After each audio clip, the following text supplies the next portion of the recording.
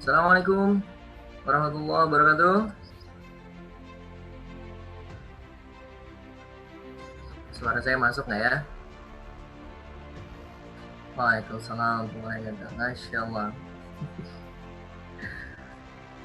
Assalamualaikum warahmatullahi wabarakatuh. Kawan-kawan semua. Masuk ya? Suaramu sebelum saya mulai jauh-jauh nih. Mau cek dulu. Suara back soundnya sama suara saya jelas ya nih? Cukup? Nyaman? Nyaman ya? Baik, alhamdulillah. Alhamdulillahirrahmanirrahim. Allahumma salli ala Sayyidina Muhammad wa ala ali Sayyidina Muhammad. Rabbi shrah li sadri wa yassir li amri wahlul 'uqdatam min lisani yafqahu qawli. Pagi kawan-kawan semua, para keluarga saya, beberapa wajah-wajahnya saya familiar nih. Jadi yang sering munculin video biasanya lebih familiar nih dibanding yang nggak munculin video. Baik, ini dari mana aja nih kalau boleh tahu? Pagi-pagi udah pada kumpul. Dari daerah mana aja nih yang hadir? Pagar Alam, Surabaya, Batu Licin, Kalsel, Bogor, Samarinda, Masya Allah, Gresik, teman-teman Malang, Pangkep, Masya Allah ya. Biasanya ada juga yang rutin nyimak dari Malaysia ya, kawan-kawan Malaysia, Tanjung Pinang. Allah Akbar, ada yang dari rumah sakit nih. Beberapa sih lihat juga ada yang di kantor ya. Semoga aktivitasnya berkah kawan-kawan semua. Jadi sambil dengerin kajian lah ya. Izin pagi ini saya ngelamar jadi host untuk acara pagi ini. Biasanya ada Mas Sony yang sering nemenin gitu ya. Dan mohon maaf kalau Mas Sony tipikalnya presenter gitu ya. Jadi pas untuk bawain acara MC profesional lah beliau. Kalau saya MC dadakan ini. Tapi semoga teman-teman nyaman gitu. Alhamdulillah. Kenapa juga saya pengen banget MC hari ini?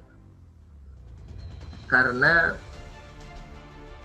sebagai mudah-mudahan dihitung juga sebagai balas jasa kepada guru saya ini. Guru spesial saya ya Kang Randy Saputra. Orang dulu sering kebalik-balik antara Randy Saputra sama Reza Randy, jadi dipanggil sama-sama Kang Randy. Dan pertama kali saya diwawancara dulu waktu PPA baru berjalan itu lewat beliau. Nah, wasilah wawancara itulah yang Masya Allah ditonton banyak orang dan akhirnya orang banyak yang bergabung dengan PPA wasilahnya video itu. Jadi saya sangat-sangat terima kasih banget gitu sama beliau sudah jadi jalan buat banyak orang. Dan alhamdulillah waktunya momennya pas banget ya. Ramadan sudah mau masuk akhir-akhir, sudah masuk malah ya, sudah akhir-akhir Ramadan. Gimana? Semoga amalan-amalannya full ya kawan-kawan semua, bisa dimaksimalkan. Dan saya baru keingetan ada satu amalan yang belum saya maksimalin, yaitu apa? Tipikal saya itu suka untuk membedah ayat, belum maksimal di amalin itu. Jadi suka membedah ayat, suka mikirin ayat dan menyederhanakan itu. Dan barusan tadi pagi diingetin sama salah satu postingan seorang kawan lewat videonya Ustadz Nauman Ali Khan tentang bagaimana Al-Quran di hari ini diperlakukan. Ternyata hanya diperlakukan jadi bacaan, jadi buat akad saja seserahan, dan Masya Allah. Semoga sama Allah teman-teman juga diingetin apa-apa amal-amal yang potensi banget dan itu memang spesialisnya teman-teman di sana diingetin sama Allah, mungkin ada yang belum maksimal, sehingga Ramadan ini benar-benar semoga jadi perubahan diri kita masing-masing gitu ya kawan-kawan semua. Masya Allah, Tangerang hadir. Dari rumah sakit juga hadir. Baik kawan-kawan, saya nggak tahu Kang Randy udah masuk atau belum. Mohon Mas Admin sambil dicek, tadi sih izin. Minta waktu 10 menit Mas. Lagi ngurus anak dulu di rumah. Ibunya lagi keluar. Siap Ustadz. Dan acara hari ini, kawan-kawan semua, terselenggara sebagai program dari PP Institute Teras Ramadan ini. Juga disupport oleh Yayasan Abul Yatama Indonesia dan juga pastinya dari IOA Go ya sebagai sponsor utama kita. Dan tiap harinya kita akan sharing sehari 2 kali. Kayak waktu sekarang nih waktu duha sama ba'da tarawih nanti malam jam 8. Kebetulan nanti malam saya ngisi lagi tapi nggak jadi host, kita ngobrol-ngobrol santai aja ya. Dan juga ini berkah bagi-bagi hadiah di Ramadan. Jadi jangan hanya menyimak kawan-kawan, tapi pastikan teman-teman kalau dapat insight ditulis, kemudian diresum juga kajian hari ini, dan pasang di medsos. Karena kita ada bagi-bagi hadiah Ramadan, setiap hari itu ada totalnya 6 bagi merchandise. 4 merchandise kayak topi, buku-buku PPA, free kita kasih. Dan ada yang spesial yaitu emas 24 karat. Setiap kajiannya ada yang memenangkan. Udah banyak loh yang menang. Nah itu caranya, kalau Anda mau ikutan challenge-nya ya tiap kajian, di copy saja itu di sana semua. Hashtagnya aja yang beda-beda sebenarnya. Hashtagnya kali ini adalah apa nih? Sebentar, saya belum lihat juga. Sociopreneur. Nggak usah panjang-panjang, hashtag kali ini sociopreneur saja. Agar mudah nanti dicari pemenang-pemenangnya. Gitu kan kawan ya. Udah banyak loh yang udah dapat. Dan saya minta hari ini videonya kalau bisa diaktifkan semua. Karena guru kita yang satu ini kalau ngomong sendirian energinya nggak keluar. Ilmunya nggak keluar banyak. Sayang nih. Gitu ya. Dan mungkin kali ini agak beda. Yaitu beliau, saya tanya, Tat, antum pakai slide nggak, Tat? Nggak Mas, Anda mau ngomong aja dari hati ke hati sama kawan-kawan. Dan ini kayak lebih interaktif talk show. Jadi Anda boleh tanya jawab sepuasnya nih nanti di kolom chat tentang tema hari ini, yaitu sociopreneur sebagai the new normal. Seperti apa kajiannya? Nanti kita simak bareng-bareng ya. Saya mau cek dulu, adakah Kang Randy sudah bergabung? Teman-teman admin. Bentar ya.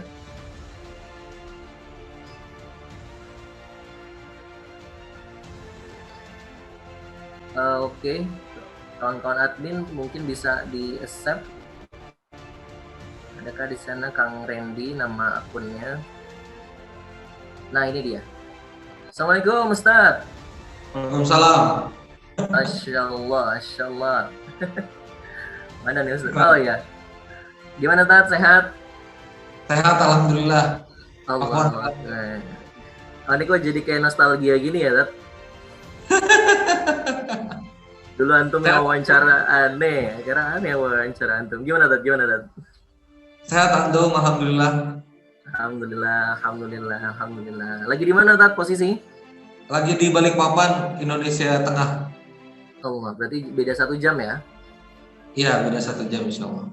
Siap Ustaz, ini kawan-kawan sudah hadir semua sekitar 250, belum ditambah dengan yang di YouTube. Masya Allah, semoga berkah buat antum nih. Amin. Terima kasih. Suaranya cukup jelas, akhi, terdengar. Jelas tadi.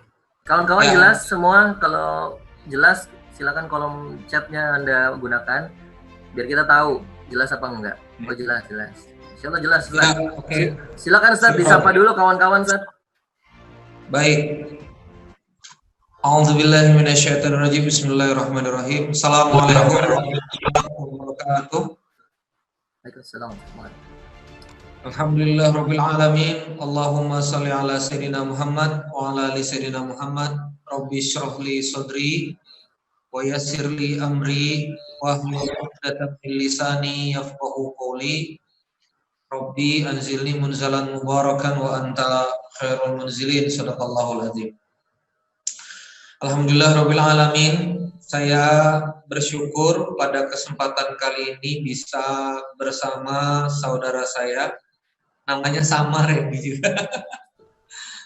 Jadi terima kasih sudah diizinkan silaturahmi ke PPA, ke acara yang sangat mulia ini, dan bisa bersilaturahim ke komunitas yang terhormat ini. Masya Allah, solid ya. Lalu kemudian visinya Allahu goyatunanya sangat terasa kuat. Saya banyak belajar tauhid, banyak belajar kemudian untuk merapikan niat ya dengan PPA ini. Ya, banyak belajar walaupun belajarnya mungkin masih dari kejauhan. Kawan-kawan sekalian yang dimuliakan, kawan-kawan sekalian yang dimuliakan Allah Subhanahu wa taala, alhamdulillahirabbil alamin. Pada kesempatan kali ini ya, mungkin nanti akan banyak sesi tanya jawabnya ya. Allah saya menyampaikan paparan ini gak lama, hanya mungkin sekitar 30 menitan. Nanti selanjutnya kita akan banyak dinamisasi saja, dipimpin oleh Kang Randy. Kawan-kawan sekalian, kalau kita berbicara tentang kesejahteraan ya, atau ya kesejahteraan kemakmuran, itu sebetulnya bukan pada sekedar akumulatif berapa uang yang ada di masyarakat atau yang kita sebut dengan besaran. Jadi sebetulnya kalau kita bicara tentang kesejahteraan, yaitu bukan hanya sekedar akumulasi uang yang ada di sebuah negara. Karena kalau misalnya kita berfokus pada akumulasi uang yang ada di suatu negara, itu biasanya cara kita melihat kesejahteraan salah. Sebagai contoh, di sebuah kampung ada 100 kepala keluarga. Ya. Di 100 kepala keluarga itu beredar uang 100 miliar. Ya. Kita melihat 100 miliar itu besar, ya, tapi pertanyaannya 100 miliar itu gimana merata atau tidak merata? Gimana pembagiannya? Terbagi merata atau tidak merata? Itu PR-nya. Jadi kesejahteraan itu selain besarannya, dia juga ada pemerataannya. Dia merata atau enggak? Sebagai contoh saya angkat di Indonesia ini ya, supaya ini kan ada kawan-kawan yang juga bergerak bisnis ya di jalan OA Gold ya. Lalu kemudian kawan-kawan juga banyak bergerak di bisnis. Di Indonesia ini uang yang ada di rekening. Jadi semua rekening itu dikumpulkan, rekening bank dikumpulkan, lalu dihitung uang yang ada. Itu jumlahnya 5.800 triliun uang yang ada. Bisa dibayangkan uang yang ada di Indonesia itu segitu banyak, 5.800 triliun. Jumlah rekeningnya 232 juta. Ya, kawan-kawan bisa mengimajinasikan 5.800 triliun, 232 juta rekening. Sekitar 3.200 triliun. Saya pelan-pelan, ini supaya kebayang uangnya ya. Gak apa-apa ya, ini mohon maaf ya. Ustaz. Halo Ustaz. Ya. Kenapa? Apa namanya? Ini kita kisi-kisi dulu ya Tata ya. Nanti sorry. baru kita mulai. Biar makin penasaran nih kawan-kawan. Ini rada bergema, Anda coba solusikan bawa peredam dulu ke ruangan ya.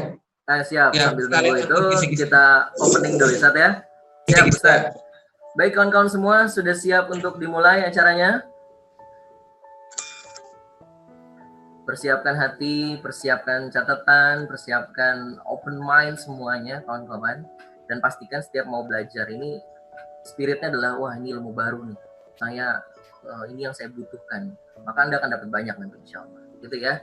Baik, bismillahirrahmanirrahim. Pada Mas Admin, dipersilakan untuk video pembukanya dulu.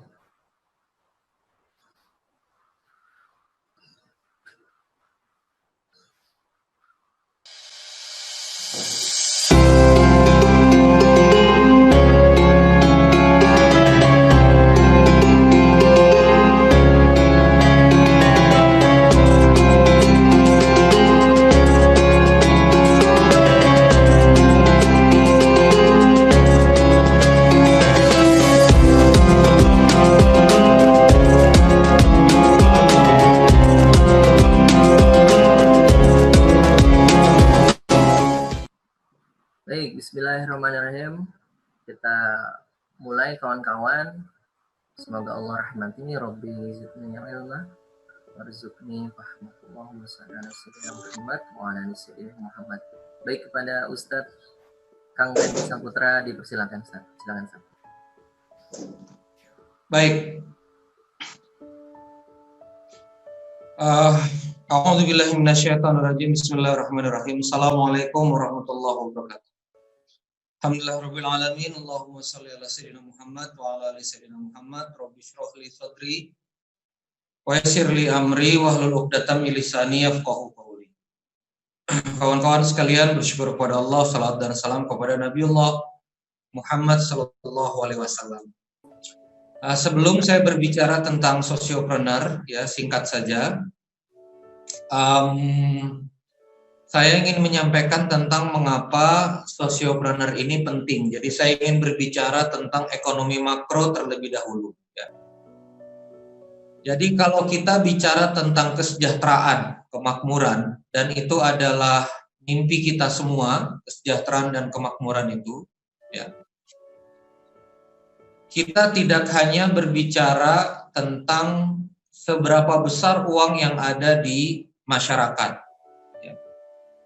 Karena kalau kita cuma fokus pada besaran, kita akan tertipu melihat kemakmuran itu.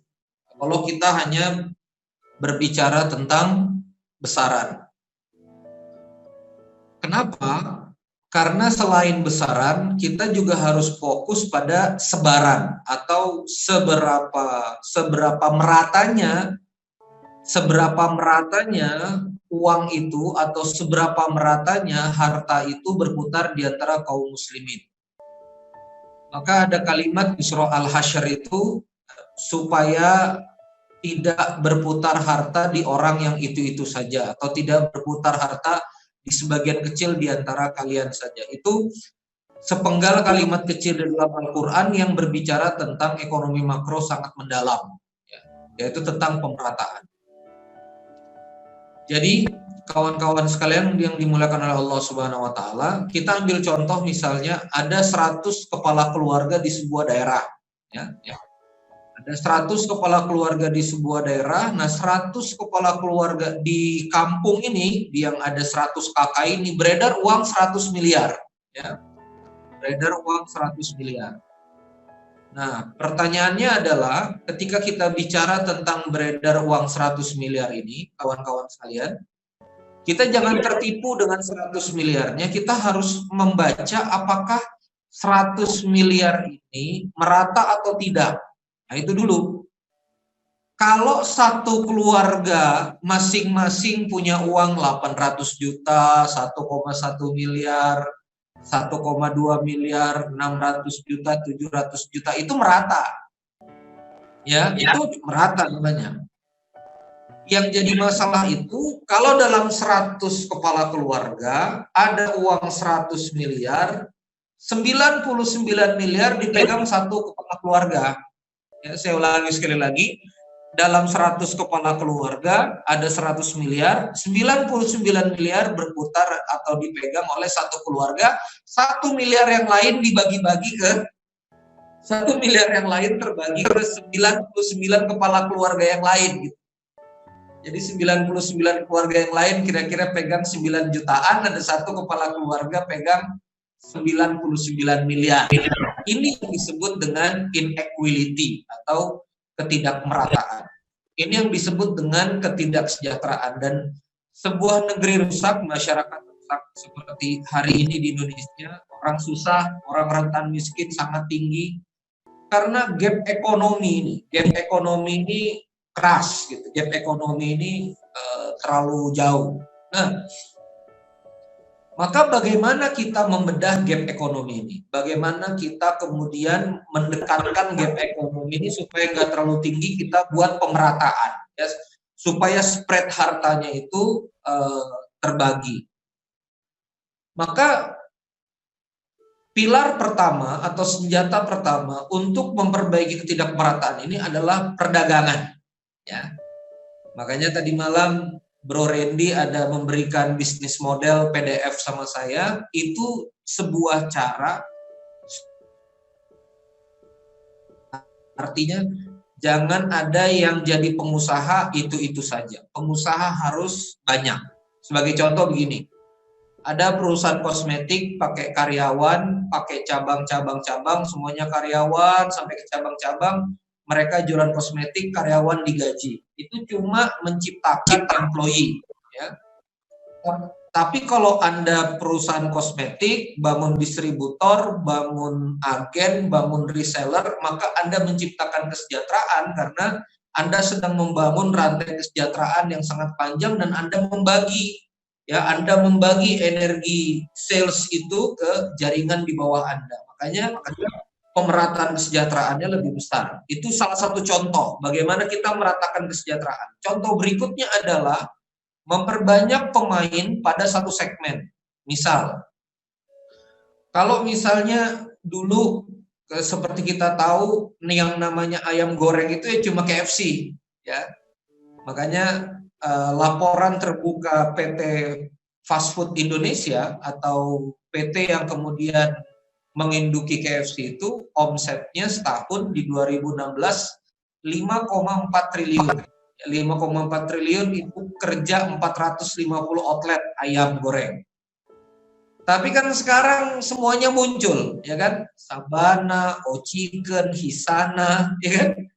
Ada pemain baru gitu loh. Ada macam-macam lah ya. Ada chicken itu mulai masuk. Pasti KFC terganggu. Jadi yang dulu omset dikuasai oleh satu orang sekarang merata. Jadi perdagangan itu juga cara untuk meratakan ekonomi. Perdagangan itu untuk meratakan ekonomi.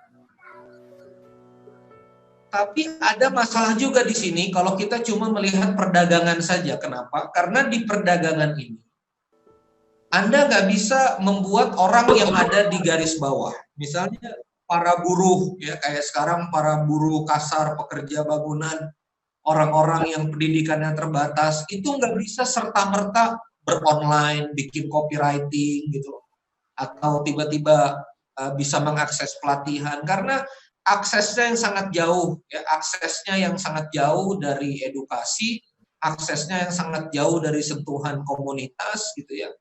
Jadi mereka kalau mau misalnya jump in untuk kemudian jadi pedagang susah. Level ini di Indonesia itu menurut data World Bank ya, yang punya penghasilan $2 ke bawah. Itu ketemu angkanya di sekitar 50 juta, 60 juta. Bisa dibayangkan ini populasi 50 juta, 60 juta itu miskin berat. Gitu. Susah diangkat kemana-mana. Makanya kalau dia di sini miskin berat, caranya gimana? Uang orang kaya ini kita paksa ke bawah. Dan ini nggak bisa pakai perdagangan. Contoh begini ya. Orang kaya di Indonesia, ya saya sekarang akan masuk ke datanya. Kenapa ini susah? Gini. Uang yang ada di Indonesia ini kawan-kawan sekalian, biar ini supaya kawan-kawan PPA ada edukasi ekonomi makronya ya. Biar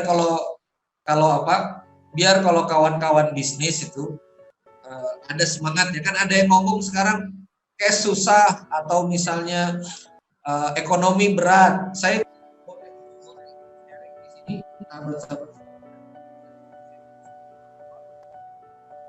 tidak ada yang namanya. Halo Ustaz. Uangnya tetap. Ustaz, Van, suara antum jauh Ustaz. Suaranya jauh Ustaz. Oh sebentar. Tadi ada telepon putus, saya keluar sebentar nanti masuk lagi. Oke. Saya keluar sebentar. Oke. Baik, kawan-kawan sambil nunggu Ustaz Randy masuk lagi. Jadi saya udah coba juga mendalami gitu ya. Sebelum kajian ini, sosiopreneur itu apa sih? Ya salah satunya yang sedang dijalanin sama Kang Randy ini, yaitu kalau teman-teman tahu nasi berkah box tuh ya, berkah box. Itu tadinya saya berpikir mungkin bagi-bagi nasi saja nih gitu ya, sosial. Tapi semakin kesini kok kayak ada yang beda. Yaitu apa? Nggak mungkin kalau cuma seperti itu bisa sampai sehari bagi ribuan box. Sehari ngebagiin 1000 box, 1200 saya lihat datanya. ini pasti ada yang unik nih, ada rahasia yang dipunya sama Kang Randy nih. Dan ternyata beliau jelasin sedikit, oh ini mas yang namanya sosiopreneur. Jadi sosiopreneur gimana, Tat? Hanya bagi-bagi saja? Enggak mas, di sini jadi solusi nih di tengah pandemi kayak gini. Nah gitu. Baik, Ustaz Randy masih masuk lagi udah? Oke, sorry. Tadi ada yang miss call. Kalau ada yang miss call dia putus. Siap, Tat. Lanjut, Tat. Monggo, Tat. Baik ya.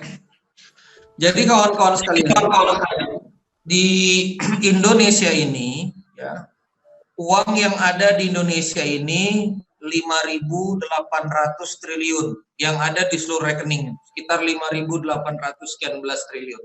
Ini data 2019. Dan report dari Lembaga Penjamin Simpanan, ya, report dari LPS kemarin, itu uang ini tidak berkurang. Jadi uang ini tetap ada di level 5.800 dan dia tidak berkurang. Yang jadi masalah adalah dari 5.800 triliun ini, dia dimiliki oleh 232 juta total rekening yang ada. Ya, jadi total rekening yang ada di Indonesia ini kayak Anda punya BCA, BNI Syariah, BSM, Anda punya nomor rekening banyak gitu ya, terus juga yayasan punya rekening, perusahaan punya rekening. Itu kalau dikumpulkan jumlah rekeningnya 232 juta rekening. Nggak bisa bayangkan, banyak juga jumlahnya. Ya. Namun 3.200 triliun itu hanya berada di 124.000 rekening. Saya ulangi sekali lagi ya. 3.200 triliun itu hanya berada di 124.000 rekening. Dari berapa tadi, Tat? Rekening total? 323 juta. Jadi 0,095% menguasai 54%. 54% uang. Dan 124.000 rekening ini saldonya di atas 2 miliar. Jadi begitu LPS nyari mana yang saldonya di atas 2 miliar, itu ketemu 124.000 rekening, berarti yang punya uang di atas 2 miliar itu kira-kira instansi dan personal itu jumlahnya 124.000 account, ya. Itu total mereka kuasai uang 3.200 triliun. Dan kalau saya pecah lagi di angka 100 juta sampai 2 miliar, itu kita ketemu angka sekitar 4.800 triliun dikuasai oleh kurang lebih sekian juta rekening. Jadi total yang dikuasai oleh masyarakat secara umum 97% itu hanya sekitar 1.000 triliunan. Ya, dari 5.800 triliun itu kita cuma dapat market share itu 1.000 triliun. Jadi kawan-kawan sekalian, ini yang saya sebut dengan inequality. Indonesia ini ada orang yang kemudian menguasai tanah terlalu banyak, ya. Makanya nanti saya ngelihat ada proposal, ada rencana gerakan wakaf di PPA. Nah, ini kita bisa sikat tanah-tanah yang ada. Itu kawan-kawan sekalian, ada orang yang terlalu punya banyak tanah, bisnisnya juga satu keluarga menguasai segala macam lini bisnis, dan akhirnya uang itu berputar di situ-situ saja. Ya. Di dalam Islam itu sebetulnya, di dalam zaman kejayaan Islam itu sebetulnya terjadi. Ada orang yang kaya banget gitu ya, seperti Utsman bin Affan, Abdurrahman bin Auf, Talha bin Ubaidillah. Memang orang-orang itu karena mampu dagang, ya, mereka due diligence, mereka sangat disiplin dalam bergerak. Memang itu ekonomi absorpsi, uang itu kayaknya kesedot gitu ke mereka itu. Tapi yang jadi masalah, senjata untuk meratakan ekonomi itu bukan hanya dagang yang tadi saya ceritakan di awal. Ternyata zakat, infak, wakaf, saya ulangi sekali lagi ya, zakat, infak, sodako, wakaf, itu yang kemudian aktivitas sosial activity di mana orang berderma, ya, giving, ya, sharing, itu yang kemudian menggerakkan pemerataan ini, gitu loh. Jadi kenapa pemerintahan Islam, daulah Islamiyah dahulu itu ekonominya merata, sejahtera, makmur? Karena yang kaya-kaya ini, itu kemudian membagi kekuatan ekonominya itu ke arus bawah. Ini yang saya sebut dengan, usaha ini ya, untuk kemudian menarik kue besar di orang-orang kaya ini untuk kita tarik ke bawah, ini yang kita sebut dengan sociopreneur. Ya, ini yang saya sebut dengan sociopreneur. Bagaimana kita kemudian menarik lingkar uang yang kemudian ada di bawah ini dari atas ini ke bawah. Kenapa? Karena kalau pakai perdagangan, yang di atas ini akan mutar-mutar di atas. Sebagai contoh begini, Anda bisa bayangkan orang yang punya uang 2 miliar atau rekening saldonya 10 miliar, 12 miliar, itu secara naluri dasar nggak akan makan di warteg. Secara naluri dasar nggak akan beli baju 300.000. Dia akan beli baju yang juta, beli perhiasan, beli sepatu yang juga 100. Saya punya kawan triliuner itu, beliau punya sepatu 230 juta, 150 juta. Jadi kawan-kawan sekalian, kalau kita hanya perdagangan saja, uang itu cuma mutar-mutar di orang kaya. Kita mesti tarik ke bawah. Kita mesti tarik uang mereka ke bawah, yang kemudian kita belanjakan di bawah dan kemudian kita putar di bawah. Nah, aktivitas ini disebut dengan aktivitas sociopreneur. Toolsnya terbuka, ada zakat, infak, sedekah, wakaf, ya.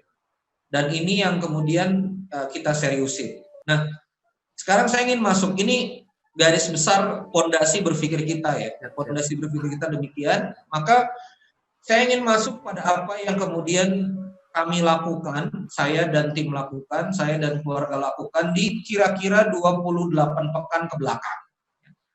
Di kira-kira 27-28 pekan ke belakang. Jadi ceritanya saya ke Jogja itu ada sebuah masjid dan kami beraktivitas untuk kemudian memakmurkan masjid itu ya, dalam kurang lebih rentang pendampingan masjid 3-4 bulan ya, di Jogja. Jadi itu juga yang membuat alasan saya hijrah ke Jogja dari Jabodetabek. Nah, di Jogja itu kawan-kawan sekalian, kami bikin makan-makan di masjid setiap hari. Jadi berkah box itu ada sejarahnya. Jadi saya bikin makan-makan di masjid itu setiap hari. Pernah kami sediakan buka puasa dari 50 porsi. Terakhir saya ngurus masjid itu buka puasa di 500-600 porsi. Bisa dibayangkan. 500-600 porsi. Dan karena makan ini setiap malam, bukan cuma sekedar waktu buka puasa sunnah aja. Pokoknya setiap malam makan gitu ya. Habis kajian sediakan makan, habis kajian sediakan makan, dan seterusnya. Saya mulai melihat ternyata ada orang-orang yang betul-betul numpang makan di masjid. Ya, jadi betul-betul makan di masjid, numpang makan di masjid. Dan ini saya melihat luar biasa dampaknya gitu. Mereka numpang makan di masjid ini. Hingga pada suatu saat gitu ya, warga mengkritik gitu, kenapa kok masjid cuma makan-makan, dan akhirnya saya memilih mundur dari masjid tersebut baik-baik karena nggak enak ya. Kalau keluarga muakif yang memang masjid tidak ada masalah sama sekali, keluarga muakif tidak ada masalah sama sekali, tapi karena warga kemudian ada yang nggak nyaman, jadi saya milih menghindar dari konflik. Dan dari situ saya mulai ide gagasannya begini, kalau misalnya masjid susah pakai wakas masjid untuk menyediakan makan, kalau begitu kita saja yang sediakan makan. Nah, barulah saya mulai gerakan berkah box, gerakan menyediakan nasi box makan siang untuk masjid-masjid di Jogja. Pada saat itu dapurnya di Sleman. Kami mulai 160 box per hari 27 pekan yang lalu. Alhamdulillah hari ini sudah menyentuh 3.000 box per hari. Ya, di sekitar 50 lebih titik masjid dan 2 dapur. Dapur 1 Sleman, dapur 2 Balikpapan, dan insya Allah dapur 3 nanti di Makassar, Sulawesi. Mudah-mudahan ya, doakan lancar. Jadi sahabat sekalian, dan ini yang menarik ya, ini yang menarik ya, kenapa kemudian pertumbuhan Berkah Box ini cukup cepat. Saya mulai menyadari gitu tentang kekuatan sosiopreneur ini. Ternyata kawan-kawan sekalian, ada orang yang sebetulnya punya uang. Perhatikan ini, ada orang baik yang punya uang. Ini harus jadi kaidah pemahaman dasar di semua kawan-kawan PPA, bahwa orang yang punya uang dan dia soleh itu sangat banyak. Dan dia itu ingin beramal soleh, cuma nggak tahu beramal soleh ini dititipin ke siapa, ya. Kemudian dialokasikan kemana, siapa yang amanah. Maka kita mulai kegiatan bagi nasi, bagi makan itu setiap hari. Setiap hari kita lakukan Senin sampai Kamis, di pekan kesekian belas Senin sampai Jumat, lalu kemudian habis Lebaran nanti mudah-mudahan setiap hari Sabtu Ahad juga kita mulai bagi gitu. Nasi box ini.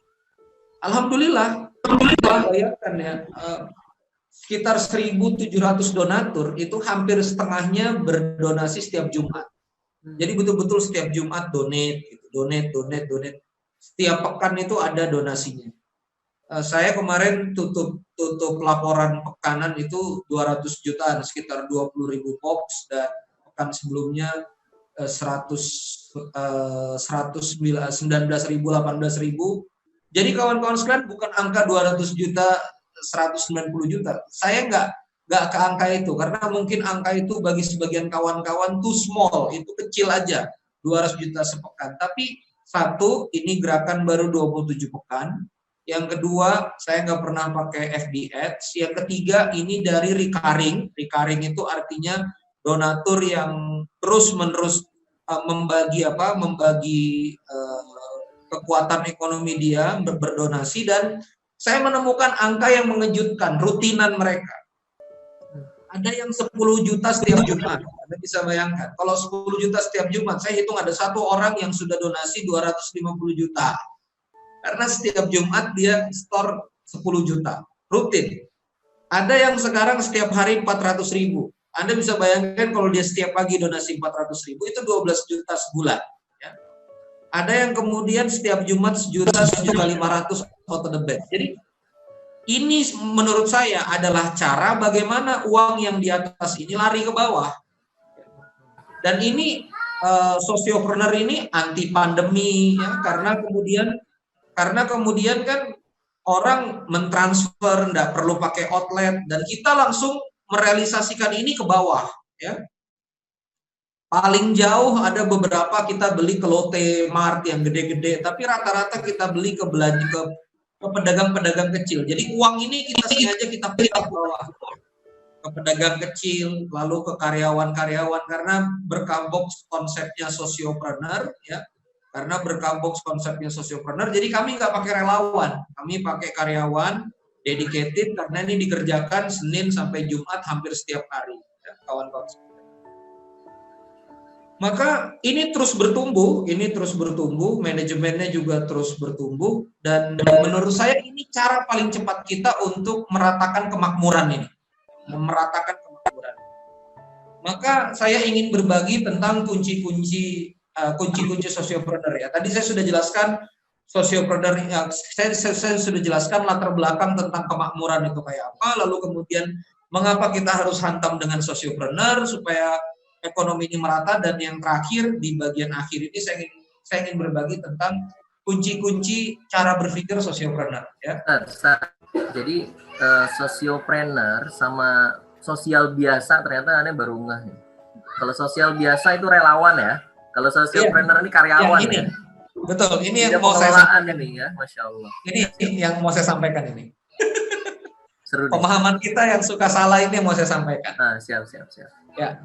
Jadi gini kawan-kawan sekalian. Jadi sebelum saya bikin Berkah Box ini, saya riset, ya, karena dulu sempat dekat dengan kawan-kawan Asoka Foundation di ITB. Mereka ini adalah gerakan sosiopreneur dunia. Ya. Jadi di Amerika itu kawan-kawan, anak muda kayak kita itu hampir setengahnya sosiopreneur. Kan kita taunya cuma entrepreneur aja, kan, bisnis komersil gitu. Di Amerika itu 5-6 anak ngumpul bikin gerakan bersih-bersih pantai, itu bisa mengumpulkan puluhan miliar setiap tahun. Ya, saya ulangi sekali lagi ya. Mereka bikin kampanye, bikin sosiopreneur, konsepnya cuma satu, bersih-bersih pantai dari plastik, itu mereka bisa kumpulkan puluhan miliar tiap tahun. Ada yang kemudian feeding Afrika, jadi ngasih makan ke Afrika, itu mereka bisa kumpulkan ratusan ribu dolar setiap tahun. Anak-anak muda, 7-8 orang. Ya. Dan mereka hidup di situ, dedicated di situ, dan bagi dunia Barat, Eropa dan Amerika, mereka sosiopreneur, boleh-boleh aja. Dan sebetulnya konsep di Islam itu juga boleh-boleh aja. Makanya zakat itu 1/8 itu ke amil, karena amil itu yang mengelola zakat. Itu bukti bahwa pengelolaan itu sebetulnya boleh dapat benefit. Sama kayak nazir wakaf. Kalau nanti PPA udah punya wakaf, lalu kemudian wakafnya menghasilkan, misalnya menghasilkan 1 miliar, itu 200 juta boleh, 20% biasanya, itu boleh untuk nazir, 80%-nya kembali ke umat. Maka cara berpikir... Halo Ustaz.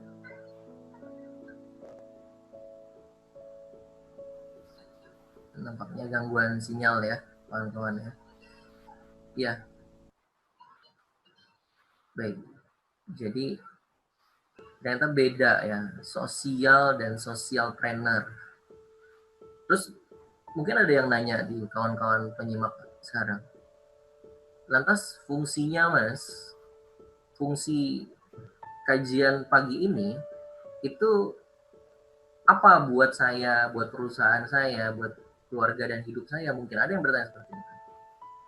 Tadinya sih juga berpikir gitu, sosial. Ternyata hari ini kita dapat clue-nya. Sosial itu adalah relawan ya. Sedangkan konsep sosialpreneur ini di bawahnya karyawan, artinya bisa memberdayakan banyak orang. Anda punya produk, tadi saya nyimak gitu ya dari Ustaz kita setelah ini nanti didetailin sama beliau. Jadi kalau kegiatan-kegiatan sosial dijalankan secara konsep entrepreneur, itu yang namanya socialpreneur, maka tadi lihat hasilnya. Data yang disajikan Kang Randy. Sosial, mengutin sampah di pinggir pantai ya. Orang di negeri barat sana.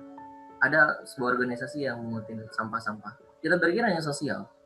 Ternyata itu menghasilkan ratusan ribu dolar per tahunnya. Dan itu besar banget gitu. Nanti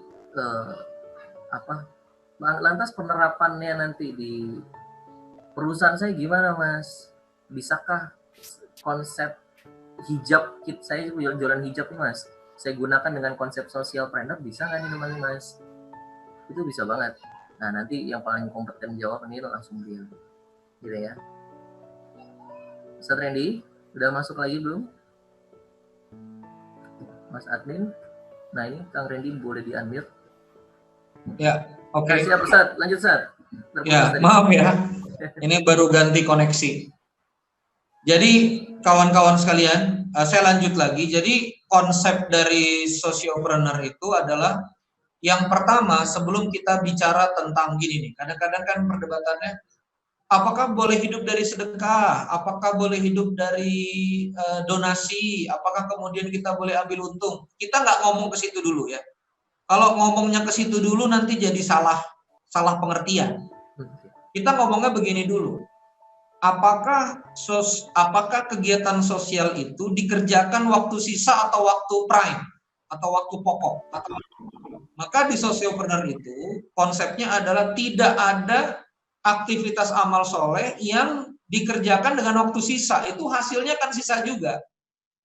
Kalau Anda kerjakan dengan waktu sisa, ya itu nanti hasilnya jadi sisa-sisa juga. Ya. Makanya di konsep sosiopreneur adalah dedicated. Nah pertanyaannya begini, apakah Anda pernah lihat diskotik pakai relawan? Enggak pernah lihat diskotik pakai relawan kan? Atau misalnya tempat-tempat kemaksiatan pakai relawan, kan enggak, ya. Narkoba itu pakai drug dealer, pakai bandar, pakai reseller. Mereka menggunakan apa? Menggunakan pendekatan-pendekatan yang sangat profesional kan, dedicated. Anak-anak muda bikin acara dugem kan gitu. Anak-anak muda bikin acara dugem, habis bikin acara dugem, mereka kemudian dari keuntungan dugem itu bisa beli mobil, bisa beli rumah, dan akhirnya mereka mendedikasikan seluruh hidupnya untuk bikin acara maksiat, kan gitu kan? Dan kita nggak protes gitu loh. Terus begitu ada yang kesolehan membuat yang baik-baik, kita protes. Kita nggak usah ke sosial lah. PPA bikin training mahal aja kan yang nyinyir banyak, ya kan ya? Ya kan? Ini training kok sekian juta. Jual ayat gitu ya. Ingin dibuat secara profesional mungkin value kebaikan itu, maka dibangunlah konsep korporasi. Kalau PPA ya memang amal soleh korporasi, ya orang yang bayar itu juga yang menikmati. Kecuali kalau nanti PPA bikin siapa yang mau donate untuk edukasi ke anak-anak remaja, kita mau training ke bawah, nah itu bisa. Donaturnya dari luar, tapi yang mendapatkan manfaat dari trainingnya adalah masyarakat menengah bawah. Nah itu bisa dibuat konsep begitu, nanti Kang Randy Reza mungkin lebih paham caranya gimana. Nah, saya ingin masuk lagi dalam sosiopreneur. Jadi sudut pandangnya itu. Nah, kalau sudut pandangnya itu berarti orang yang mendedikasikan diri untuk itu, orang yang kemudian mendedikasikan diri untuk itu bisa mendapatkan manfaat gitu loh. Makanya ini merujuk pada kesepakatan MUI bahwa 10% dari 10%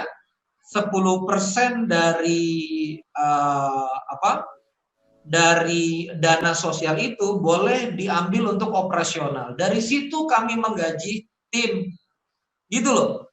Jadi waktu kami bagi nasi box gratis dan akad 10.000 ya, dan akad 10.000 itu untuk nasi box ya. Orang-orang nanya, ini siapa yang ngerjain relawan? Nggak akan kuat Pak kalau relawan. Anda bisa bayangkan masak setiap hari pakai relawan gimana cara? Relawan itu nggak bisa dituntut, nggak bisa dituntut ini itu karena dia rela-rela saja kan. Nah, orang yang kerja untuk masak mendapatkan gajinya dari mana? Ya dari 10.000 per box itu. Ya. Jadi selama mekanismenya itu diatur dan layak, oke. Makanya kalau Anda lihat 10.000 nasi boxnya Berkah Box, kalau Anda cek, Anda terkejut juga insya Allah karena kita pakai paper food, ya. Nasinya juga kita wrap pakai paper rice, lauknya juga layak, dan banyak orang nggak nyangka itu 10.000. Itu pun masih bisa bayar karyawan dan bayar manajemen. Jadi konsep yang harus dibangun itu adalah Anda mirip melaksanakan bisnis, sama kayak bisnis. Kalau Anda dapat 10.000, lalu realisasi masakannya cuma 5.000, lalu kemudian 10.000, itu kan kemahalan banget. Orang nggak akan mau buy-in. Dan ini donatur sudah buy-in bolak-balik.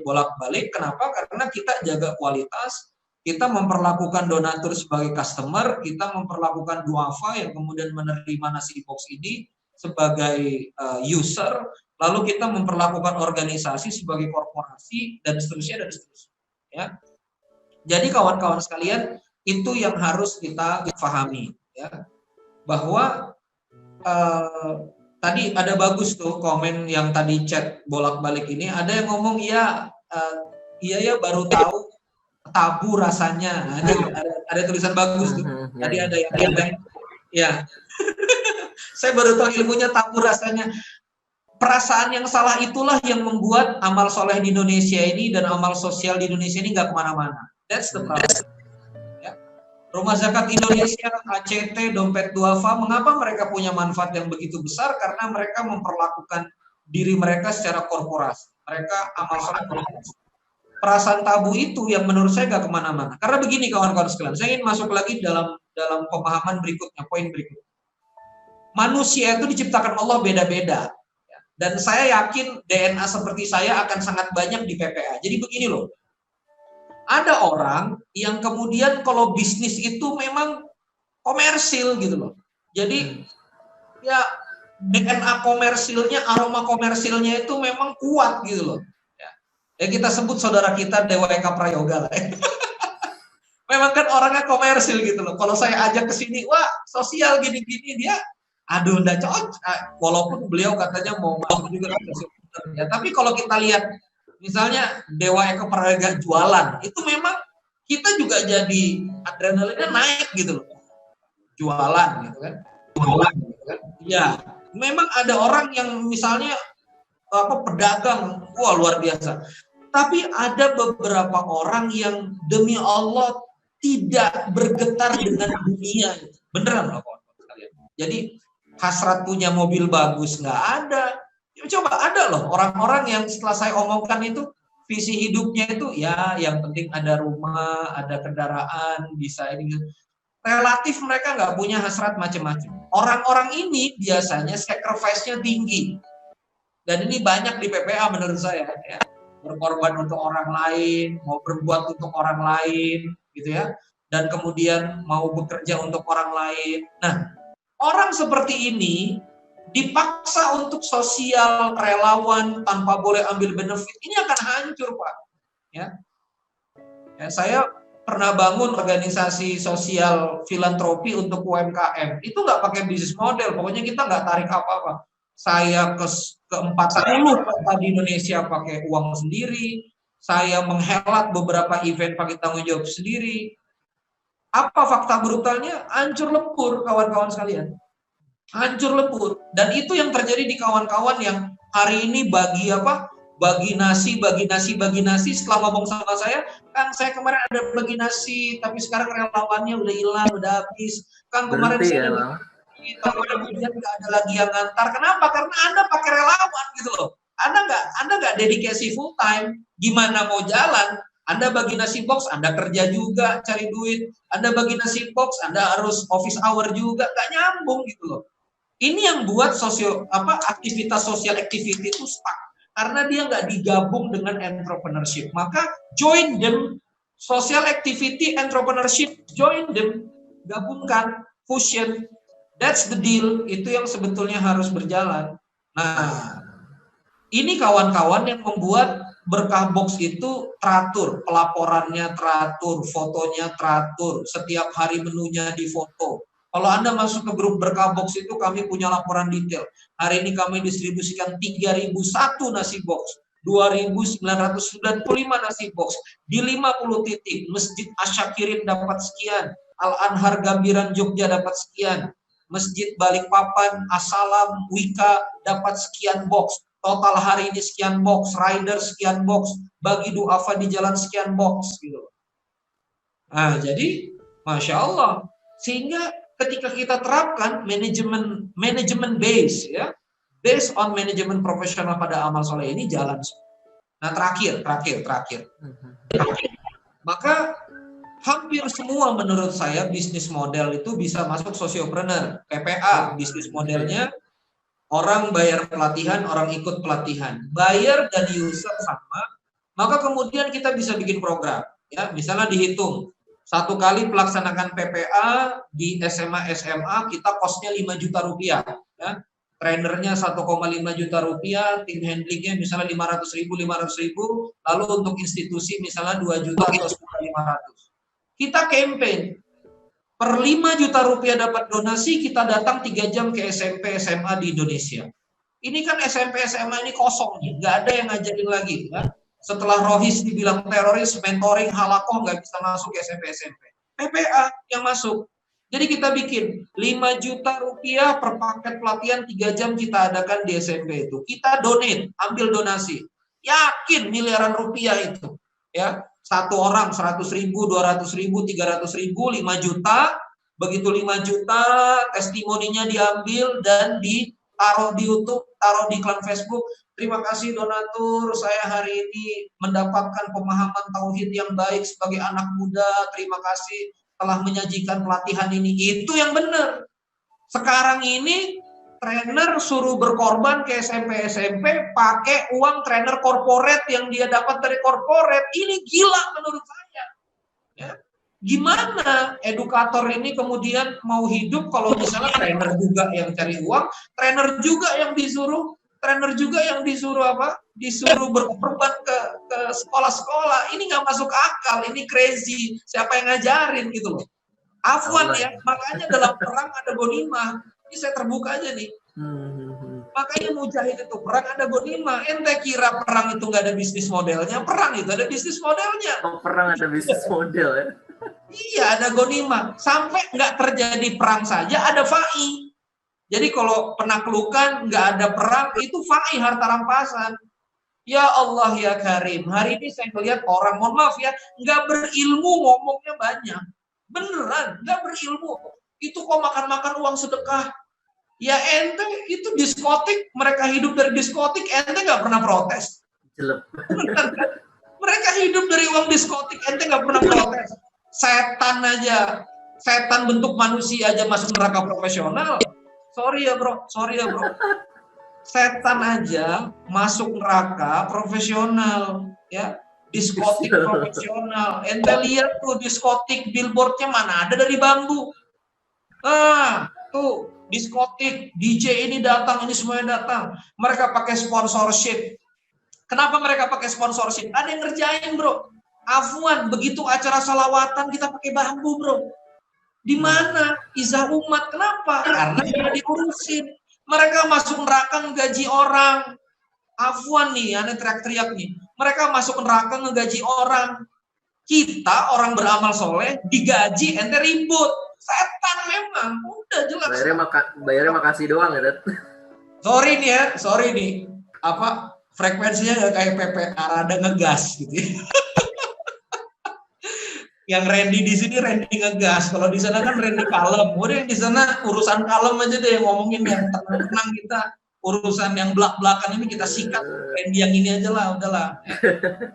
Jadi kawan-kawan sekalian itu ya. Jadi kawan-kawan bisa. Nah misalnya kawan-kawan bisa punya konveksi.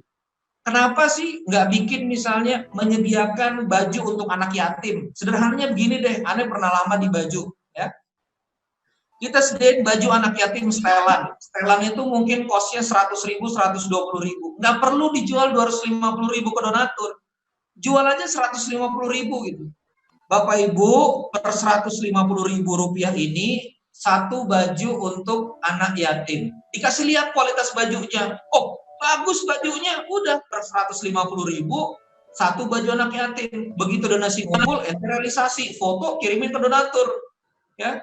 Jadi ada yang ngurusin beras anak yatim, ada yang ngurusin baju anak yatim. Ente anak yatim, panti asuhan, baju lusuh-lusuh. Ya, cuma dapat baju-baju bekas. Gimana umat ini mau berkah? Mau kena di masjid, ya sosiopreneur pengadaan mau kena, satu pasang mau kena sekian. Sosiopreneur membersihkan masjid per 1 meter persegi masjid, kosnya 50.000 misalnya. Jadi kalau masjidnya 100 meter persegi, kosnya 5 juta. Itu udah bersihin WC-nya, nyediain sabunnya dan seterusnya. Sosiopreneur imam masjid. Kami sosiopreneur yang bertanggung jawab menyediakan imam masjid gratis di seluruh Indonesia. Keren. Satu imam masjid kosnya 3.500.000. Sejuta untuk platform, 2.500.000 untuk imam masjid. Mana ada sekarang imam masjid 2.500.000? Naas. Antum bikin sosiopreneurnya per 3.500.000 satu imam masjid. Kami yang handle. Sosiopreneur manajemen imam masjid Indonesia. Nah itu cocok. Jadi itu banyak ya Tat yang mau. Ya, banyak, semua bisa. Ente di pariwisata nih, IO nih, tim travel nih, ya tim travel bisa bikin. Habis pandemi, kami adalah perusahaan sosiopreneur wisata khusus orang miskin, anak yatim, ngebagiin anak yatim, ngebagiin orang miskin. Satu anak yatim bawa ke Dufan, sama makannya, sama tiketnya 1 juta. Jadi kalau Anda kasih kami 1 juta, kami bahagiakan satu anak yatim. Bikin aja konsisten, jadi boleh nggak sekarang? Apaan? Nah, pertanyaannya boleh nggak sekarang ngambil benefitnya? Ya boleh lah. Ente ngurus bisnya, ente sehari-hari ngurus makanannya, ngurus manajemennya, dari office hour pikiran ente ditumpahkan di situ lah. Kenapa ente nggak boleh dapat benefitnya? Runyam berpikirnya. Kecuali kalau Anda cuma sekedar uang masuk, ngambil komisi yang ngerjain orang lain, duduk-duduk, mikir enggak, dedikasi enggak, amal soleh enggak, ya, ngejalanin begitu aja, enggak dipikirin, enggak ikut kerja, enggak ngerti dalamnya, itu setan, memang udah jelas, ya, udah jelas itu udah maling aja itu. Tapi kalau misalnya Anda memang terlibat hatinya ngurusin umat. Kayak tadi tuh saya cerita, coba pepes ya, sisanya dari donatur. Dah itu aja dah, kita banyakin diskusi aja. Masya Allah, seru ya. Kawan-kawan manfaat banget ya. Aneh malah kebayang gini Tad, dari obrolan antum ya. Ini banyak hari ini yang kena pandemi kayak gini, lockdown kayak gini, kan omsetnya pada turun tuh Tad ya. Jualannya pada nggak ada yang beli. Karena kenapa nggak dibeli? Karena dia berpikir buat dirinya sendiri. Sedangkan ketika disentuh lewat socialpreneur, produknya mungkin dia nggak butuh, tapi dia tergerak beli akhirnya ya, buat orang lain ya. Betul, itu. Jadi maksa yang di atas turun ke bawah, bro. Udah, Randy mah pinter lah. Udah pokoknya dikasih tau begini lah, tiba-tiba udah jalan kemana-mana lah. Titah kiai beda nih. Tad, ada nanya deh, kan di sini banyak pebisnis nih Tad, banyak pebisnis. Apa semua bisnis bisa di socialpreneur kan Tad? Menurut saya relatif bisa. Asal gini loh, asal yang suka jadi nggak jelas itu kalau Anda itu separoh-separoh, setengah-setengah, ya. Contoh misalnya PPA komersil, menurut saya sih nanti mesti brand baru, bro, saran saya ya. Jadi kalau misalnya PPA yang komersil terus cuma sekedar begini nih, kami ada program sosial 1 kali pelatihan, jangan. Jadi kalau bisa pola pertolongan Allah sayap mana memang dia targetnya adalah setiap hari training gratis gitu. Ke SMP, SMA, SMA, lalu kemudian ke masyarakat, ke balai desa gitu. Jadi trainingnya itu ke bawah gitu, betul-betul pemberdayaan. Betul-betul dia ke bawah. Jadi yang penting dedicated. Jangan separoh-separoh. Contoh begini, banyak yang pengen nyontoh berkah box. Kang, aku pengen nyontoh berkah box. Saya bilang ya udah contoh-contoh aja. Lalu kemudian saya bilang asal pakai nama yang berbeda karena kami on management. Ente pakailah nama yang berbeda. Akhirnya dia pakai Rahmat Box, Sakinah Box gitu ya. Yang jadi masalah dia ngomong gini, ya udah kita coba Jumat dulu. Ini beda ya. Kalau ngomong Jumat dulu ke Sijum, ya Sijumnya Ustadz Andre. Kalau Sijum Ustadz Andre bisa pakai relawan. Kenapa? Karena seminggu sekali. Dan itu betul Sijum Ustadz Andre itu kenapa? Karena melatih kepedulian orang untuk kemudian juga terlibat nyediain nasi Jumat. Dan itu syiar. Dan Ustadz Andre berhasil dengan syiar gerakan itu. Social movement. Jadi kalau Ustadz Andre lebih social movement, ya. Sijum. Nah, kalau cuma seminggu sekali, ini yang tidak bisa tanda petik dibuat jadi sociopreneur. Maaf ya. Sekali lagi saya ulangi, kalau cuma seminggu sekali, karena dia jadi relawan days, gitu loh. Tapi kalau kayak berkah box itu 7 days, kitchen never sleeps, gitu kan? Kitchen never sleeps ini. Nah, begitu kitchen never sleeps, donatur melihat kita serius.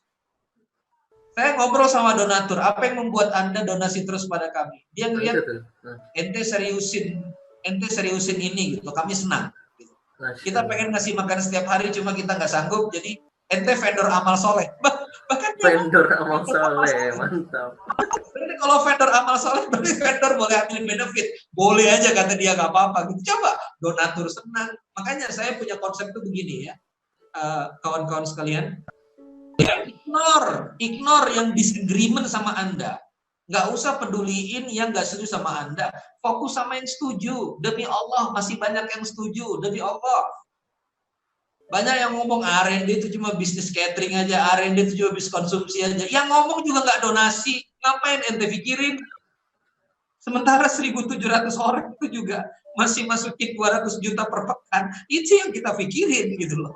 Apa yang ente pikirinnya gak donasi? That's the deal gitu loh kawan-kawan sekalian. Jadi maju, ayo. Malah saya gini ya, banyak sekali potensi entrepreneur itu, sosiopreneur, membersihin masjid, menyediakan imam masjid, menyediakan guru ngaji gratis, melakukan edukasi, bahkan bikin sekolah gratis. Ini tinggal bisnis modelnya, organisasi modelnya yang Anda atur. Siapa yang membiayai, bagaimana cara pembiayaannya, bagaimana cara pelaporannya, bagaimana customer relation management-nya, CRM-nya. Kalau itu sudah ada, beres sudah semuanya. Dan itu banyak sekali, makanya Saya semangat dari tadi malam sama Kang Randy Reza, bahkan saya semangat sekali alhamdulillah atas izin Allah hari ini 250-an lebih, karena saya yakin di komunitas ini sangat banyak orang yang mau berbuat untuk masyarakat. Tapi logikanya begini, saya bangun bisnis dulu, nanti kalau saya udah kaya banget, nanti kemudian baru saya turun ke sosial. Sorry ya, nggak semuanya bisa return, sorry, nggak semuanya bisa balik. Kenapa? Kalau Anda bangun bisnis Anda, secara naluri Anda akan tersedot energinya oleh bisnis Anda. Nggak usah bohong, terbuka aja. Saya konsultan bisnis. Kalau Anda gedein bisnis, besok ada masalah tentang pembiayaan, Anda mesti fokus. Ada masalah tentang SDM, Anda mesti fokus. Maka Anda harus fokus kalau jadi pengusaha. Itu yang membuat kenapa Abu Hurairah dan Ibnu Abbas nggak dagang, tapi meriwayatkan banyak hadis. Dan mereka uangnya nggak begitu banyak. Abu Hurairah itu sempat pingsan waktu ngaji sama Rasulullah. Itu sebabnya Umar bin Khattab tidak meriwayatkan sebanyak Abu Hurairah. Kenapa? Karena Umar bin Khattab mengatakan kami waktu itu sibuk untuk kemudian membangun kekuatan ekonomi di pasar. Bukan berarti Umar bin Khattab nggak soleh. Itu sahabat mulia, ya, luar biasa. Tapi kemudian sahabat Rasulullah itu dibagi-bagi peran dan porsinya. Ya, maka dari itu hari ini kawan-kawan sekalian, menurut saya, dan ini closing statement sebelum kita ke diskusi kepada kawan-kawan sekalian, orang yang harus dibantu banyak, orang soleh yang punya uang banyak, Indonesia ini kekurangan mediatornya. Indonesia ini kekurangan komunikatornya. Sekali lagi, orang yang punya uang banyak dan mereka baik-baik, orang yang perlu dibantu banyak, tapi kenapa ini nggak ketemu? Karena nggak ada yang serius jadi jembatan. Maka kawan-kawan mesti serius jadi jembatan amal soleh, jadi komunikator amal soleh, ya, insya Allah barokah. Thank you, Ren. Masya Allah, cerahkan banget nih. Iya ya, kadang kita, ya apalagi di masa lockdown ini, kalau nggak ada kajian perspektif social planner ini, mungkin jadinya gimana cara jual terus produk, gimana cara jual, cara jalan. Padahal dengan bantu orang kita kebantu, gitu ya.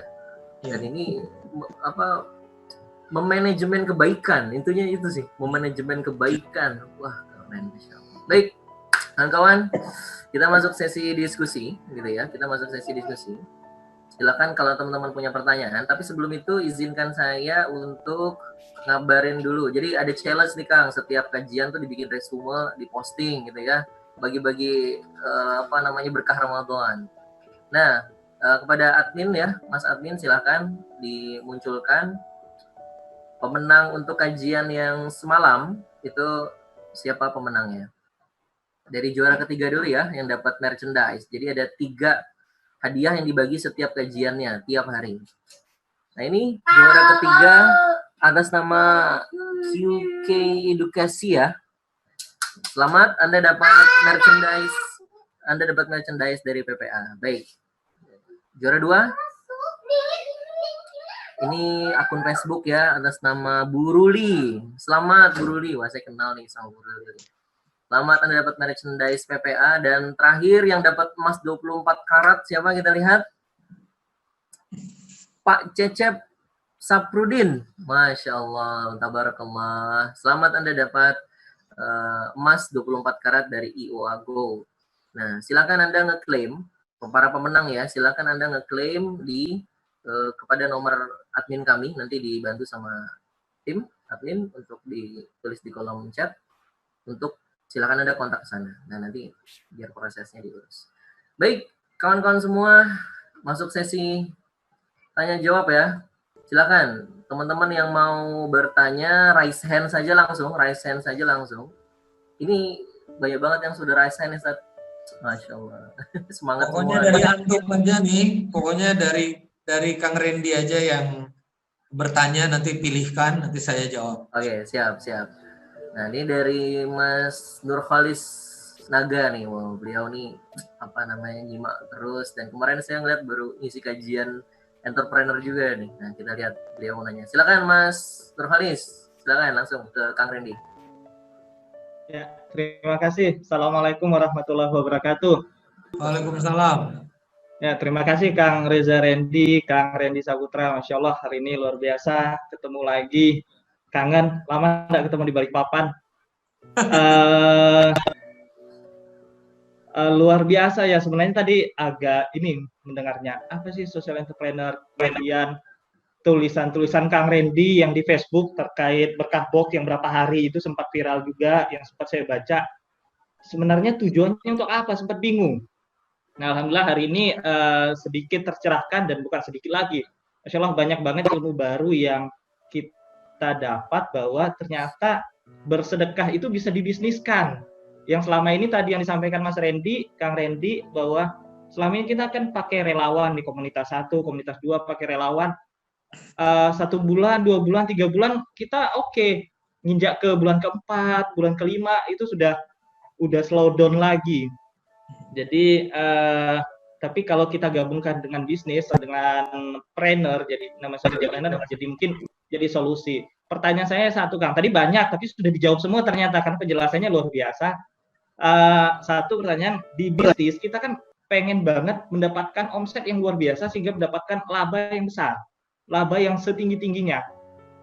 Nah, apakah kita terlibat di situ? Tadi Kang Reddy mengatakan ada 10% atau berapa yang kita untuk amilnya lah atau untuk di perusahaannya.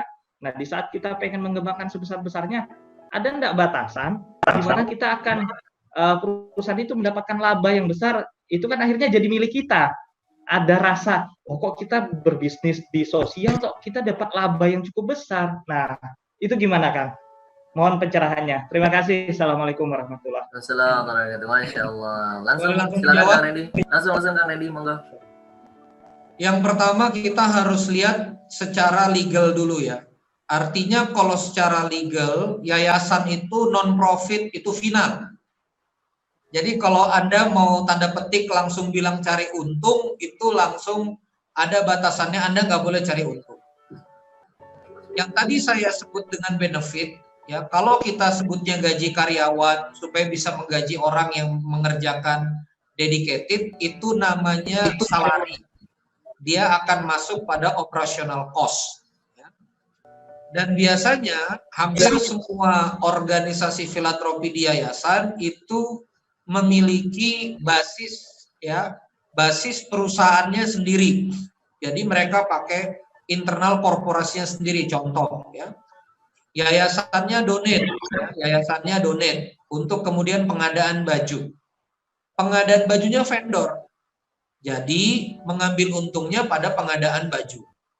Maka ini yang lagi dikerjakan oleh Berkah Box. Kami juga sedang diskusi intens dengan akuntan publik dan juga dengan banyak tim legal ya untuk mencari model, dan sekarang lagi terus kami kembangkan. Memang yang kami lakukan adalah pengadaan itu pada perusahaan. Nah, perusahaannya yang profit gitu loh ya. Jadi yayasan itu fundraise, lalu kemudian perusahaannya yang kemudian menjalankan atau mengadakan pengadaan tadi itu. Seperti tadi saya minta misalnya PPA ayo bikin sosiopreneur, maka nanti ada organ yang mencari dananya itu, misalnya 5 juta, ada organ yang kemudian melaksanakan. Nah, organ yang melaksanakan bisa pakai PPA yang sudah ada, PPA LC yang sudah ada, learning center yang sudah ada. Tinggal belanja dari 5 juta itu, belanja misalnya 3,5 ya, untuk kemudian sekedar operating, trainer dan seterusnya di lapangan ya. Itu sebagai satu contoh. Nah, berikutnya adalah andai kata pun Anda nggak ngikutin undang-undang negara, nggak pakai yayasan, karena yang Anda mau bantu adalah lingkungan sekitar dan gerakannya informal, sebetulnya compare fisik to fisik aja. Sebagai contoh begini, saya berani di compare nasi box 10.000 saya dengan 10.000 yang lain. Itu nggak bisa ngejar, Pak. Afwan ya, karena memang kami kekuatannya memang di situ, leadership cost, dan memang karena saya juga ngerti bisnis, jadi value-nya memang kita tinggikan. Kenapa kawan-kawan donatur senang berdonasi di Berkah Box? Karena kalau Anda lihat isian nasi box kami, itu nggak kayak 10.000, Pak. Itu kayak 15.000, apalagi di Balikpapan. Ada mihun, ada nasi, ada pepper boxnya juga bagus, gitu ya. Kemudian rasanya juga bagus, ada rasanya juga enak, ada kerupuk dan seterusnya. Jadi begitu melihat isiannya itu, ini tuh nggak 10.000 gitu loh, orang itu bakal, ini tuh harusnya 15.000 gitu loh Pak. Ya, Masya Allah. Ini kan jadinya kalau misalnya Anda kayak ngikutin saya misalnya 10.000, lalu kemudian udahlah nasi sama satu lauk aja, nggak usah kasih sayur, nggak usah, udah pakai nasi, pakai bungkus nasi aja, pengadaannya 5.000, itu donatur juga ngerti gitu loh. Jadi ada titik di mana donatur itu wajar pada Anda. Wajar pada Anda itu artinya, oh ya wajar gitu. Makanya konsep sosiopreneur itu harus mengikuti konsepnya Utsman. Kami tidak pernah tidak pernah mengabaikan untung kecil. Ya. Saya pun honestly 27 pekan ini, walaupun Anda lihat sudah 150.000, 1,5 M, Anda nggak akan ketemu. Saya beli mobil, saya beli rumah, nggak akan ketemu. Ketemunya apa? Saya beli panci, saya beli alat-alat dapur. Jadi profit yang kita dapatkan masuk lagi ke capital expenditure gitu. Nah, jadi kawan-kawan sekalian, pada dasarnya kita akan mengerti nanti angka wajarnya seperti apa. Ya. Ukurannya donaturmu. Kalau saya begitu. Karena donatur saya pun bisa ngecek nasi box yang ada di masjid-masjid. Karena kan data masjidnya kita kasih. Saya pernah punya donatur dari NTB. Anda bisa bayangkan donatur dari NTB itu datang sendiri ke Jogja untuk ngecek nasi boxnya ada atau enggak. Anda bisa bayangkan. Gitu. Dia donatur dari NTB datang ke Jogja, dan begitu dia makan, kebetulan menunya telur asin, dia bilang amazing ya, telur asin biasa satuannya 3.500, ini nasi sayur, ada kerupuknya, ada packingnya 10.000, Masya Allah. Akhirnya loyal sampai sekarang. Masya Allah. Jadi terkait sosiopreneur ini, saran saya besarkan manfaatnya. Kalau besarkan manfaatnya, makin besar kuantitasnya, lalu kemudian Anda mendapatkan benefit dari situ, itu wajar. Contoh gini deh, supaya gampang. Kalau di bisnis kuliner itu HPP dengan end user itu 50-50. Artinya kalau HPP 7.000, Anda deliver harga 14.000. Artinya kalau di sosiopreneur ya nggak masuk gitu loh. Kalau commercial base ya. Jadi commercial base dan sosiopreneur juga nggak bisa langsung diaduk-aduk. Pokoknya kayak bisnis nggak bisa juga. Kayak misalnya baju anak. Baju anak setelan atas sama setelan bawah itu 250.000 ya. Celana, baju sama kopiahnya 250.000. HPP 120.000. Ya Anda jangan 250.000 dong. Ya kan? Anda kan sosial. 150.000 lah. Kalau 150.000 donatur ya per baju untung 30.000, bolehlah untuk operating, muter dan seterusnya. Maka saya ingin masuk nih Ren, sorry saya tambahkan sedikit. Lagi rame-rame kita donasi masker ya. Saya tuh paling gak suka kalau melihat donasi masker tuh tulisannya begini. Donasi masker, kami gak ngambil untung. Donasi masker, ini betul-betul untuk bikin maskernya saja. Gak usah begitu.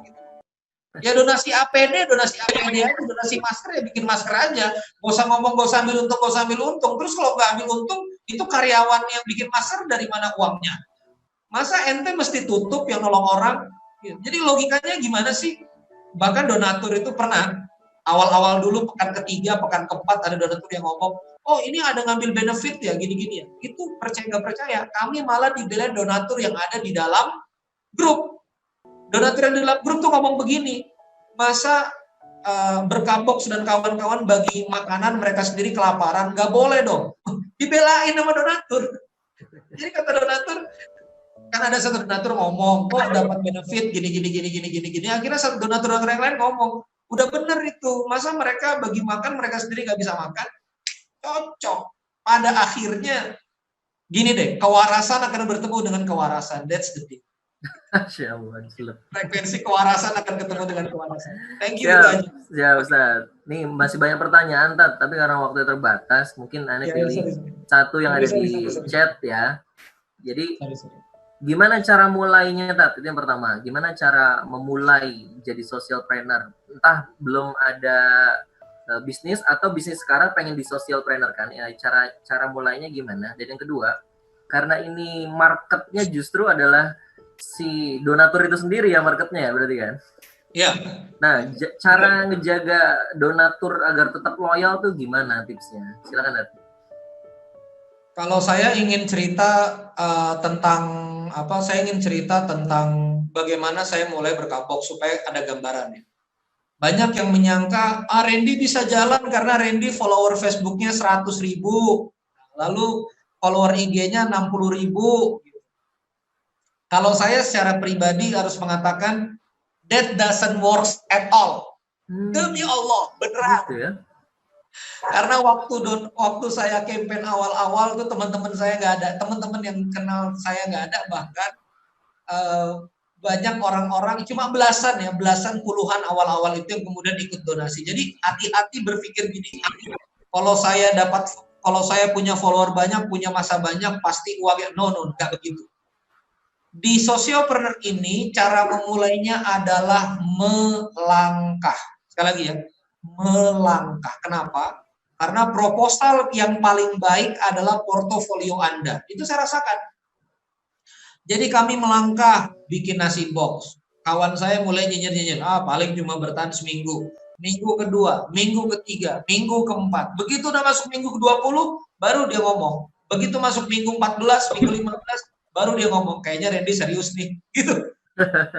Jadi masyarakat kita ini kayak keimanan Abu Sufyan juga. Kalau ke Fatu Mekah dia nggak beriman gitu loh. Jadi Anda mesti, sorry ya Randy, Abu Sufyan memang kebanyakan kita nih. Jadi harus membuktikan begitu gitu loh. Jalan gitu loh. Jadi kawan-kawan jangan nunggu. Saya malah nggak pernah buat proposal. Honestly nggak pernah buat proposal. Saya cuma cerita, taruh nomor HP. Bahkan Anda cari ke semua tulisan saya di Facebook dan IG, cuma ada 1-2 saya taruh nomor rekening yayasan. Sisanya saya cuma taruh nomor HP. Itu salah satu cara untuk bangun loyalitas juga. Jadi kalau ada donatur yang sampai nyimpen nomor HP, lalu kemudian donate, nah itu berarti udah donatur serius. Saya langsung jawab ke bagaimana membuat loyal ya. Salah satu yang harus kita lakukan di Sociopreneur itu, kalau memang udah di Sociopreneur adalah Anda harus kuat di pelaporan. Seterbuka mungkin di pelaporan. Itu yang dilakukan oleh Berkabox. Jujur kami pernah ada satu angkatan masak basi. Ya, jadi ada bumbunya basi. Itu kita foto, kita laporkan. Kejadian hari ini kami masak ada basi. Kami minta maaf. Ya, padahal itu komplain dari salah satu pondok yatim yang nggak mungkin bisa akses donatur kami. Donatur kami itu 1.700 dipecah di 7 grup donatur. Kalau Anda jadi donatur kami, paling Anda cuma bisa akses 250 donatur kami. Anda nggak bisa akses 1.700 donatur kami.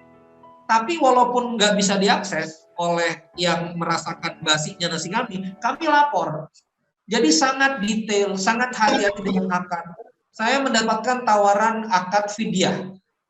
Yang nerima Berkabox ini nggak semuanya orang miskin. Kadang ada orang yang mampu juga makan di masjid karena kita drop ke masjid. Kami nggak terima akad fidyah itu. Kalau kita targetnya omset, terima aja. Saya nggak terima zakat, saya nggak terima fidyah. Ya. Jadi laporan yang detail. Percaya nggak percaya, saya seminggu 3 kali laporan. Hari Rabu, hari Sabtu, hari Ahad. Ya. Saya 3 kali laporan. Nasi kita foto setiap hari, menunya ini di dapur 1 Jogja, menunya ini di dapur 2 Sleman. Ya. Kalau misalnya kami dapat transferan tanpa konfirmasi, kami umumkan. Ini ada 600.000 masuk, nggak ada konfirmasi, tolong donaturnya siapa. Kita akad yang jelas. Jadi makin Anda bangun customer relationship management yang bagus pada customer Anda, insya Allah customer akan dukung.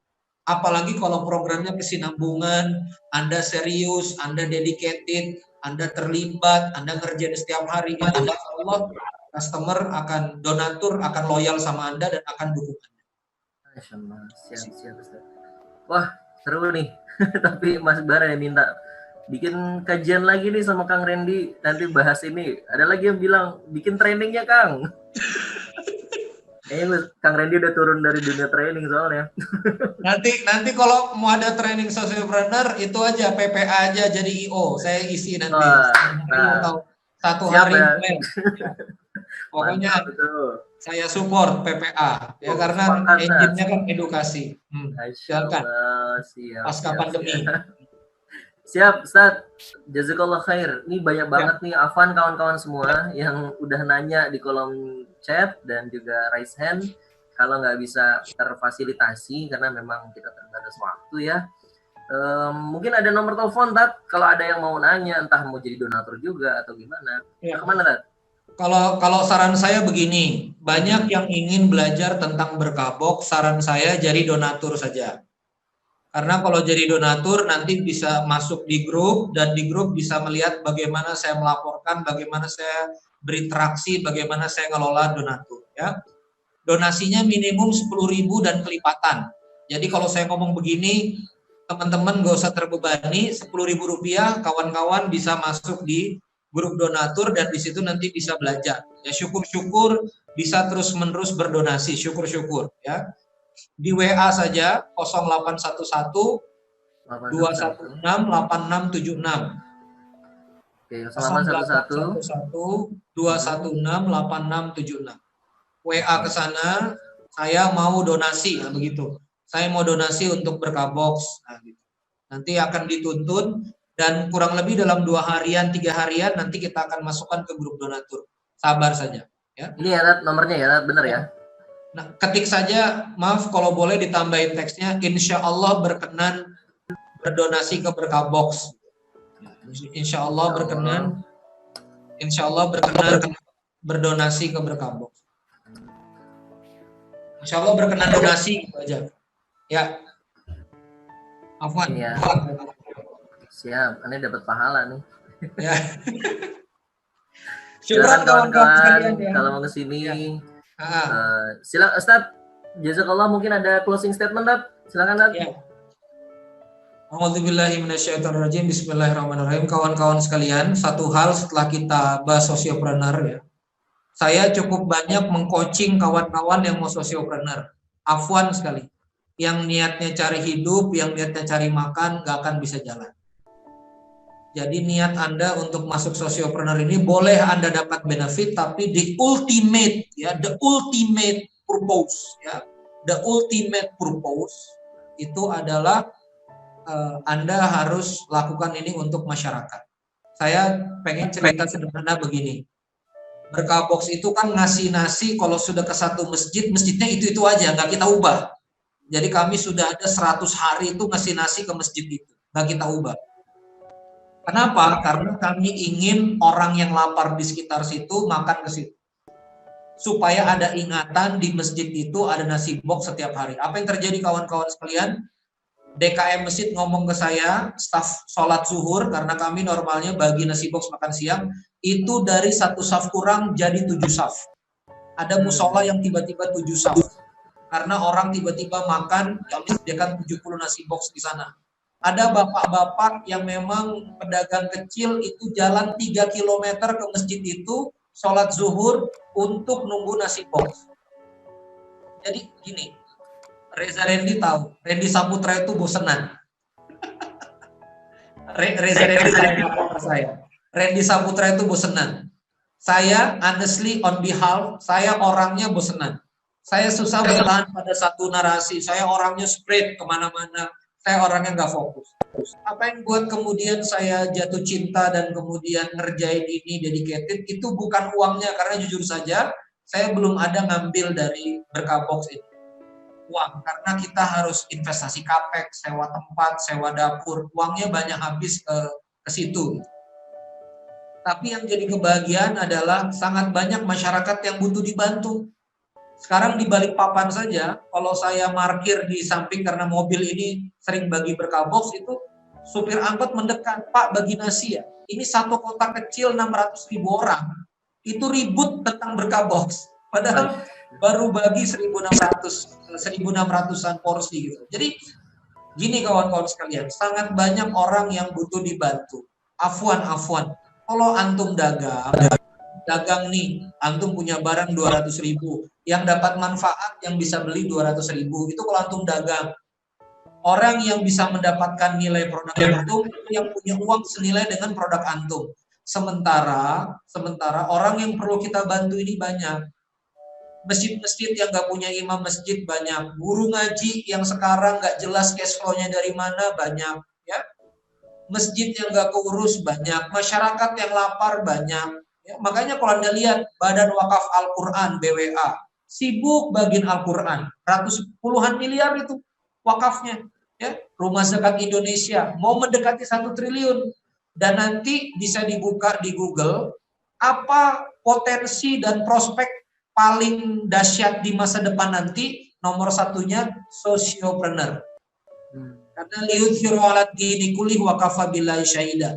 Manusia akan kembali ke fitrahnya, manusia akan kembali untuk mencintai orang lain, manusia akan kembali ke hakikatnya untuk membantu orang lain.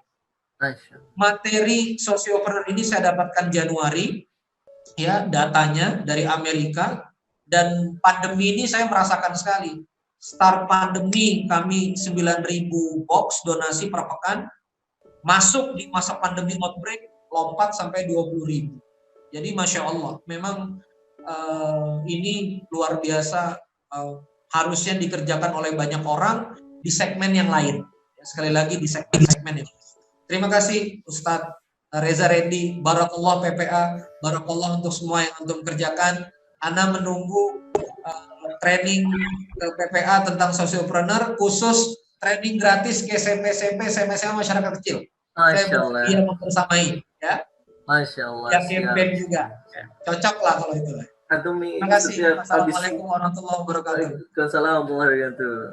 Kang Randy ini kalau habis ngisi ini ninggalin ini mulu ya, ninggalin tugas.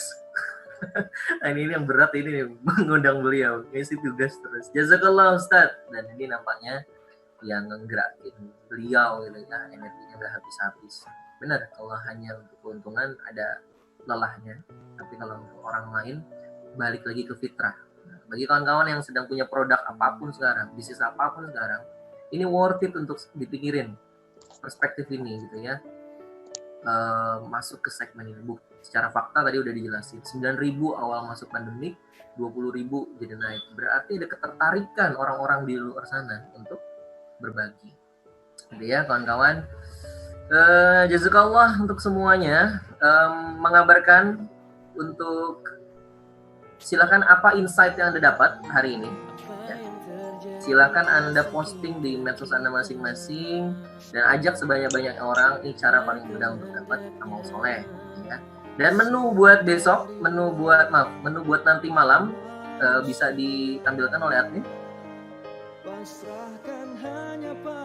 Menu untuk nanti aduh, ini yang edit nggak enak banget ini. Ada foto saya di sini.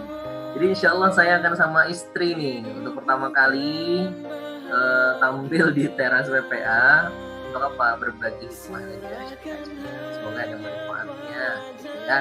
Jadi bersamai hostnya sama guru kita yaitu Ustadz Yosi Al-Muzani. Dan juga ada yang spesial nih kawan-kawan. Ada yang spesial, beruntung yang dengerin ini. Apa? Selain Anda dapat hadiah-hadiah, saya mau ngasih training yang paling ultimate dari PPN Institute. Langsung kan kemarin pada nanya kan, Mas Sony ngisi kapan?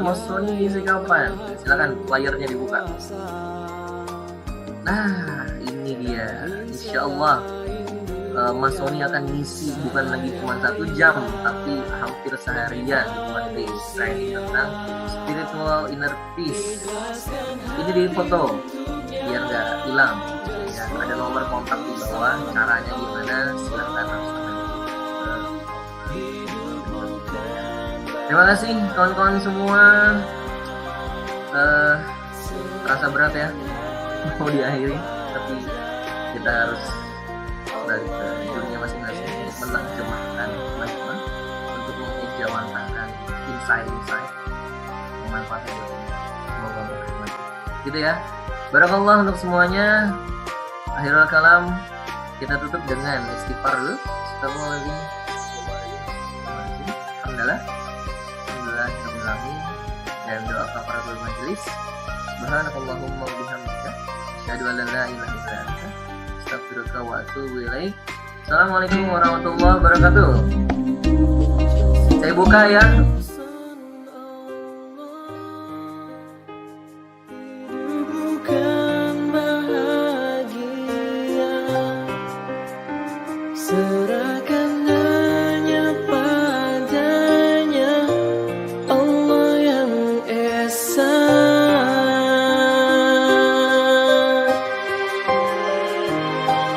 Just focus on Allah.